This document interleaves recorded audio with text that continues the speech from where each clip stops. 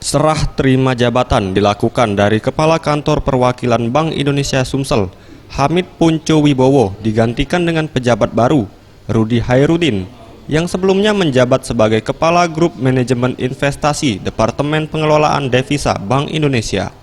Dalam sertijab ini dilaksanakan langsung Wakil Gubernur Sumsel, Ishak Meki, serta Deputi Gubernur Bank Indonesia, Rosmaya Hadi.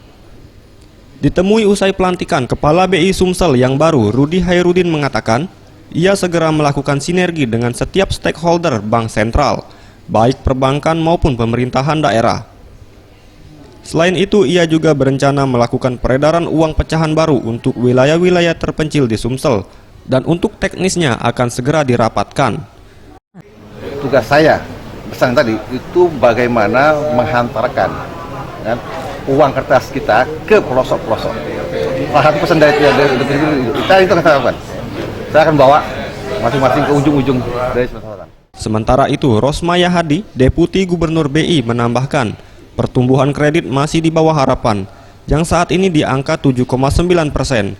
Namun masih terdapat celah untuk mengembangkan kredit agar berada pada angka di atas 10%. Untuk melakukan hal tersebut, harus melakukan peningkatan dana pihak ketiga untuk penyaluran kredit. Untuk improve untuk mengembangkan kredit ini agar di atas 10 gitu ya.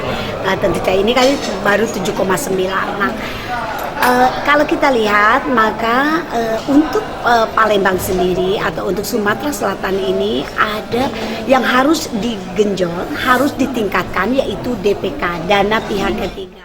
Anugrah Sandi Pratama, Sriwijaya TV.